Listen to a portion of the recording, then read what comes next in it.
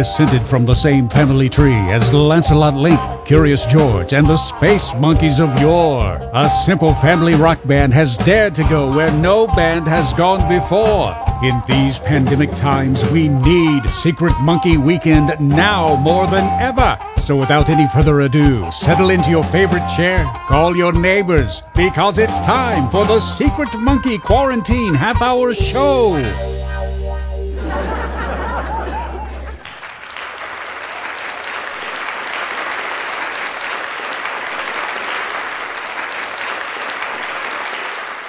We now join the following program already in progress.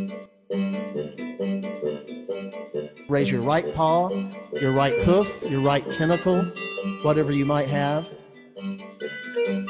I shall sing no song that is not a Secret Monkey song. I shall make no record that is not a Secret Monkey record. I refuse to be known as anything but a Secret Monkey singer.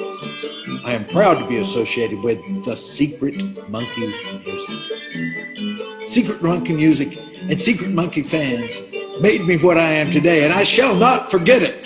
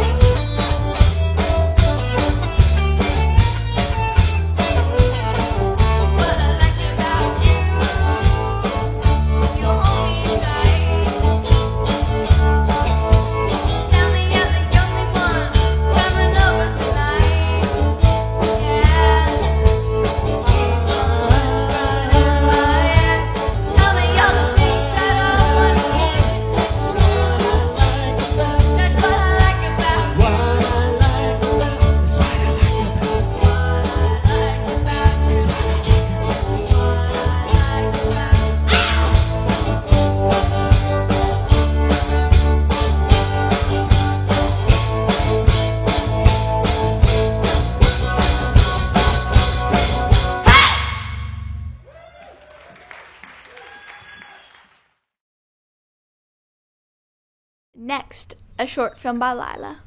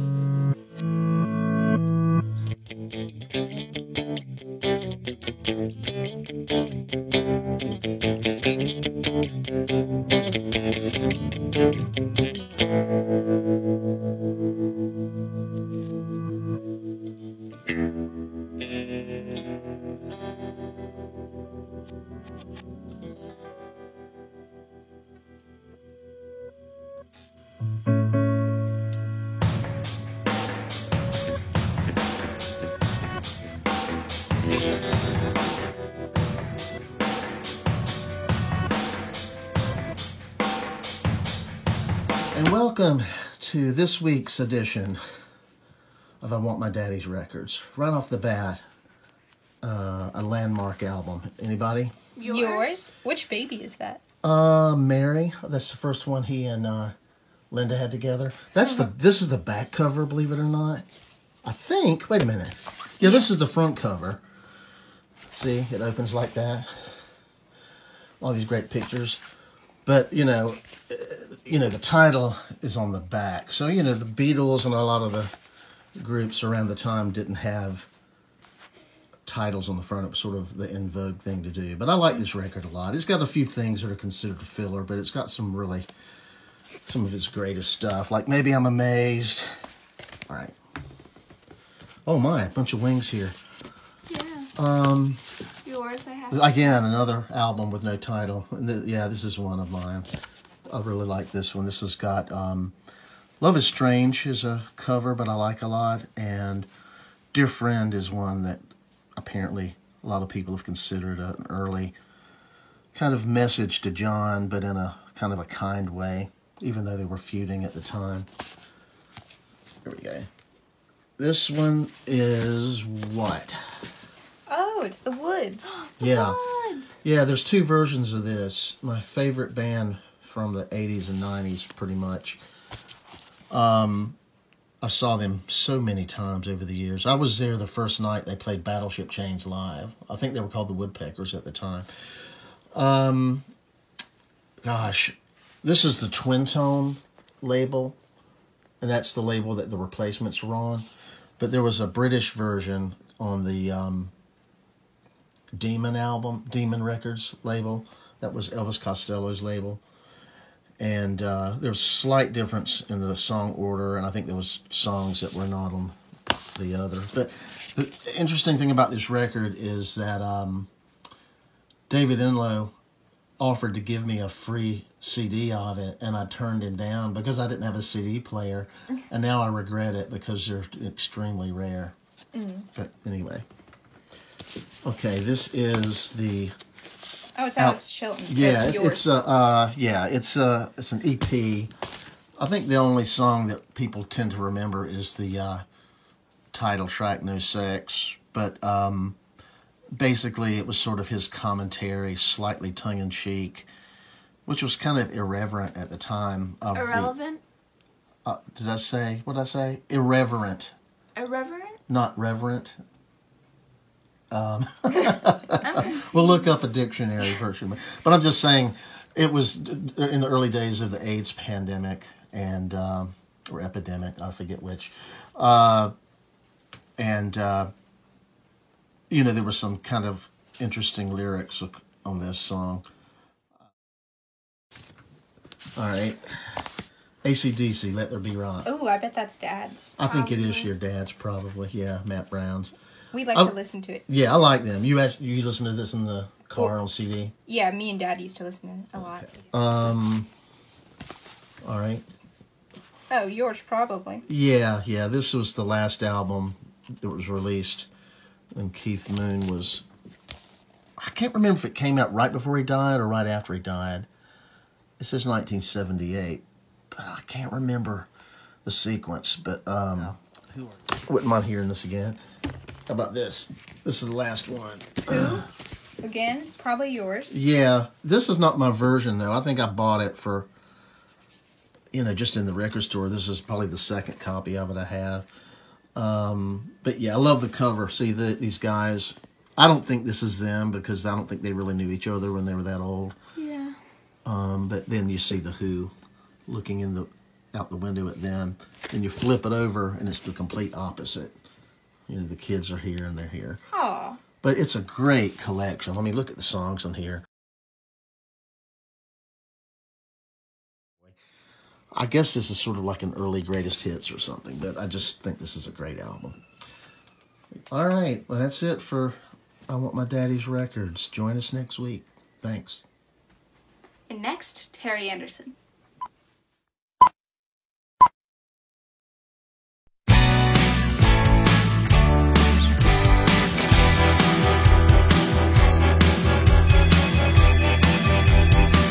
Hello? Come on, people.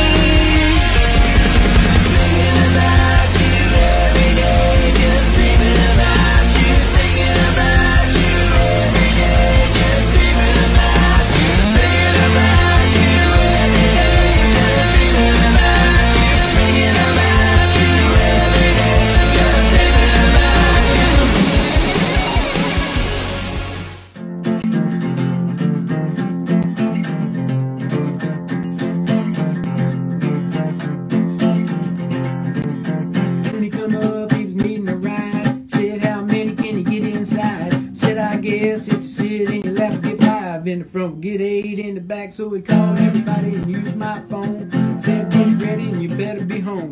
We drove by and got off 13. Was the damnedest thing I'd ever seen. I just got one gear that works, drove 37 miles in reverse.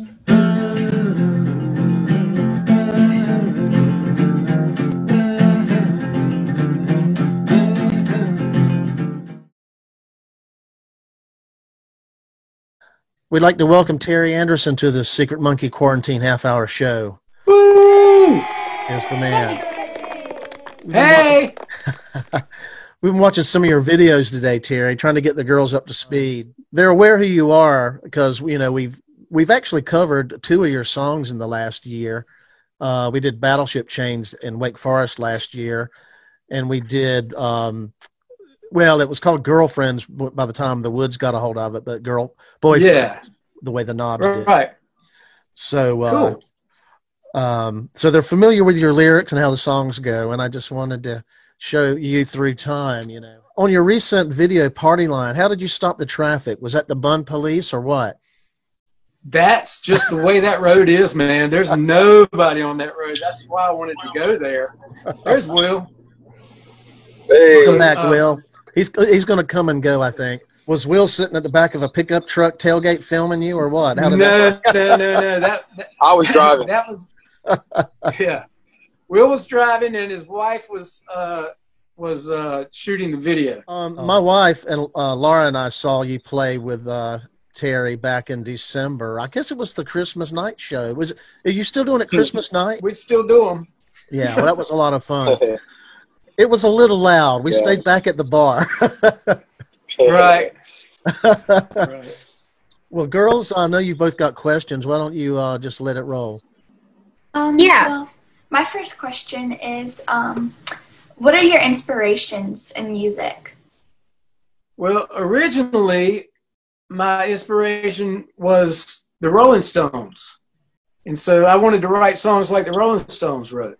And so that kind of started it. And then I got more into other people like Tom Petty and other people like that. And so, you know, you just kind of branch out from there. And so you'll hear on my newest video, I don't know who to compare it to. So you'll see it. It's really cool. Can't wait to see it. Well, we definitely enjoyed Party Line. And so I noticed there was Eric Ambel playing guitar in that one. It was. I asked him. It just sounded perfect for him. And I asked him. He said, "Sure, I'll do it." He's like us. He's just sitting around the house, nothing to do. So I said, "Come on." And so he sent us a lead, and it was perfect. You know, just like I knew it would be. Right. And so it was great. It was kind of neat to see his studio. I think that was his home studio, probably. Yeah, he's set up good. Yeah. Yep. So, Just Will, like you played guitar on that one, right, Will? Yep. I played acoustic and some electric and played all the auxiliary keys, organ, all that stuff on that track. Yeah. Yeah. He plays almost everything on the new song.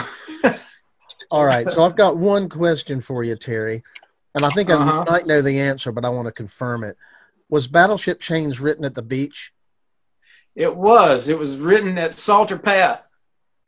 We were staying at Jack's friend's house. And this was the Woodpeckers. Yeah. This was Dan, David, Jack, and myself.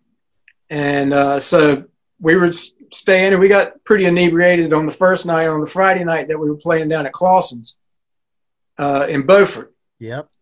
And so I had my new van. I slept in my van. And so while I was sleeping, I slept and I was dreaming of this band playing this song, and that was the song that they played. Wow. So I got up and got up kind of late. You know, it was like 9:30, and I grabbed Dan. I said, "Play this, Dan," and I started singing it to him. And so that's where. And then we played it that night, and everybody went crazy. So well, I thought that was the case. I couldn't remember which beach, but I know you played it at Clausen's because I was there. You were? Becky Tilley and I were there. Wow. Yeah, we used to try to see y'all wherever we could, and we went all the way to the beach to see you. So, Ella, what do you have, honey? Yeah, I was going to ask, so I know you've played on multiple albums, solo and with bands. What album was the most fun for you to play? Ooh, most fun is probably I'll Drink to That. And that was just a fun mishmash of things. I had Big Al playing on it from NRBQ, and Dave Adams, and all these great players played on it, and it was just so much fun. So it's my favorite record too, because there's some stupid songs on there. In fact, I did 37 Miles in reverse, just for you guys. Yeah. And well, I was kind of pointing out who was who in the band and who has been, basically Jack has been with you in everything all these years, except for the 80s. I got a video from Don Dixon today, and it was from 1988, a tour that we did with Marty Jones, and I laughed until my sides just split open, and I almost wanted to cry a couple of times because it was just, even though it was David, David was there, and David was being David. Yeah. And, we all had shag haircuts, and it was hilarious. But I'll show you when you get home, Will. It's pretty funny stuff. Well, girls, I don't know if you've probably heard me say this, but sometimes you don't get a chance to tell people, but I think just my entree into the music scene had a lot to do with Terry and Jack and David. With the Hanks, we just basically stuck a cassette in Jack's mailbox. The next thing you know, we had a gig opening for them. Yeah, I love you guys. You guys are great. Well, you guys were awesome. All right. Well, guys, I think we're about at the end of our time today. I think because of the storm, we've got a little bit of a thunder thing happening over here, and we're fading in and out. So I'm just going to say thank you, and we look forward to hearing your stuff, your future material. We'll drive safely. And now a word from our sponsors. Myers-Briggs, we have Myers-Briggs, INTJ, hey, Myers-Briggs. Yeah. Now a video from a friend of the family, Will Rigby.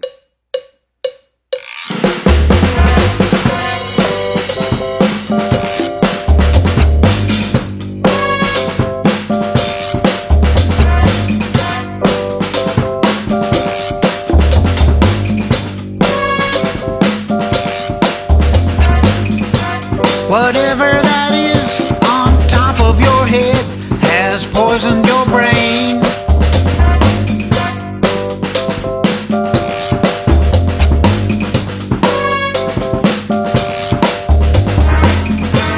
I bet you right now you couldn't pass a quiz.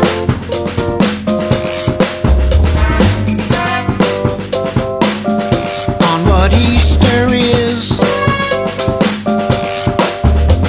Cabeza naranja, manos pequeños, sin corazón.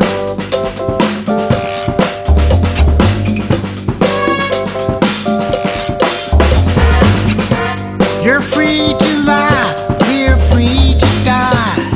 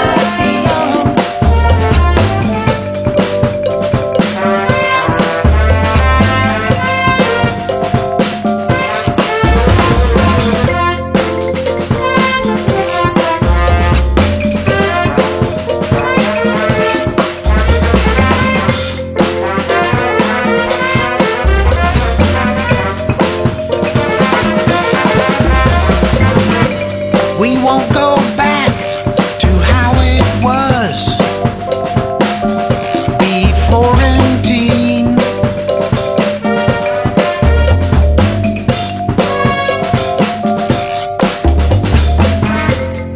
Leader of the plague,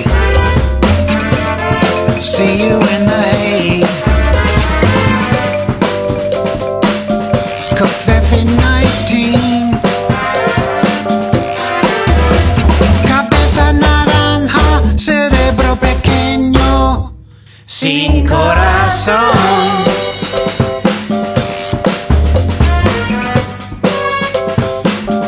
Sin corazón.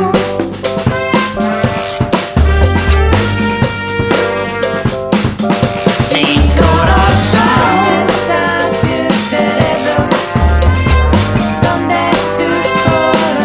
Sin corazón. Sin corazón.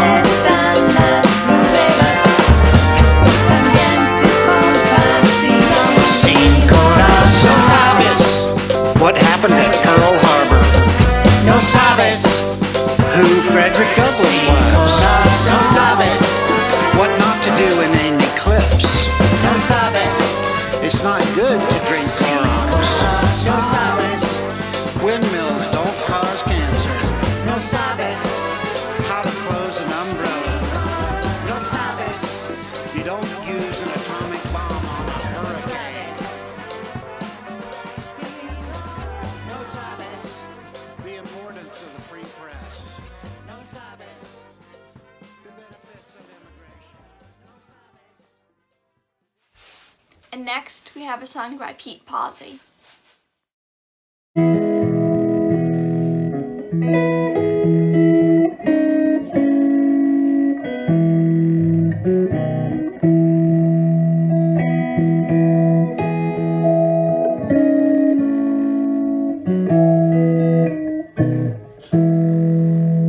Happy birthday to you and to your sister too. Always got the impression she liked me more than you do. Happy birthday to you from the extended stay. Even after everything, I still hope you have a special day. They called me about your credit cards 14 times today, but not a single one of them mentioned your birthday. I saw your boyfriend's truck in the parking lot at Lowe's. I didn't key it though I wanted to. Happy birthday to you.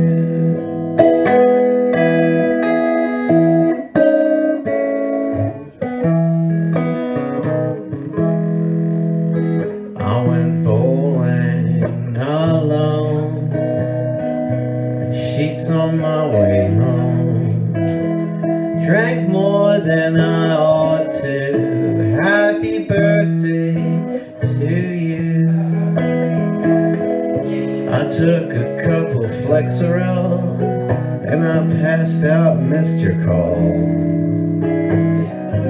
I suppose you could have texted me, and I'm surprised you called at all. Happy birthday to you, although I guess it doesn't matter now. I still think about you sometimes anyhow, and I hope you're okay. With each passing year, gets a little easier to forget the day. I'm glad we got out of each other's way. Happy birthday to you.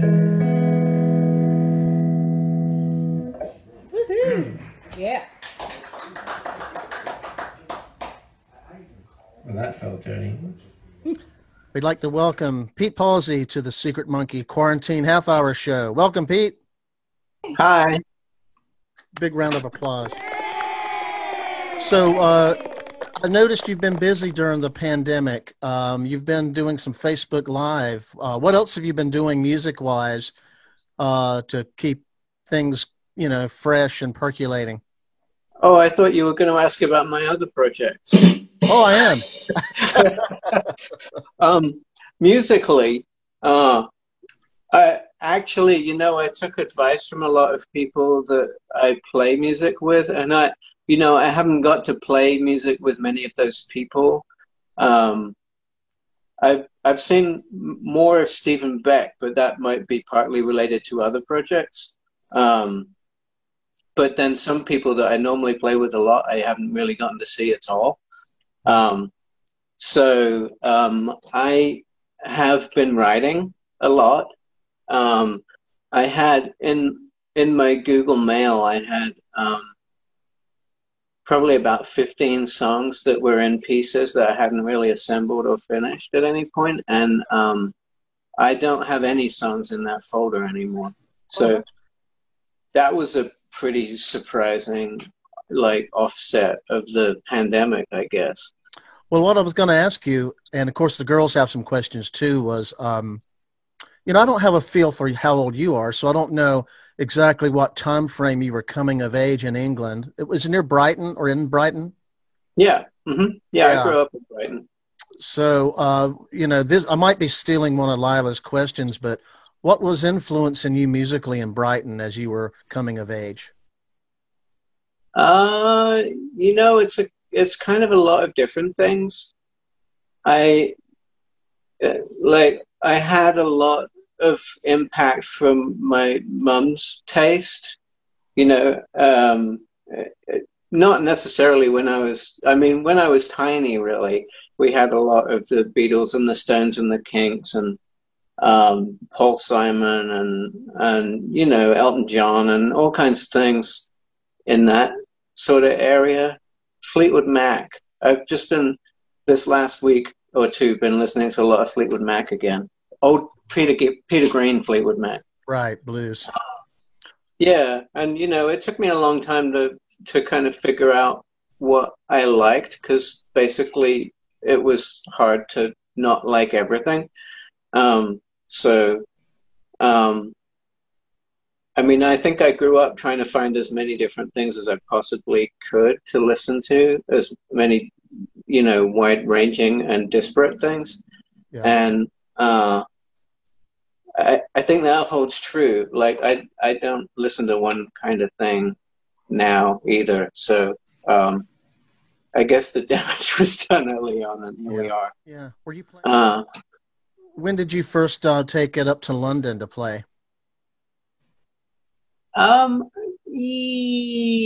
think we probably first played in London when I was in art college, so I'd have been about 19. Mm-hmm. You're not going to tell us what year that was?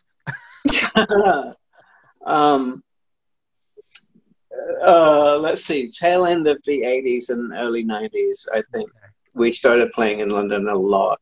Yeah. And then, all through the 90s, I think we played,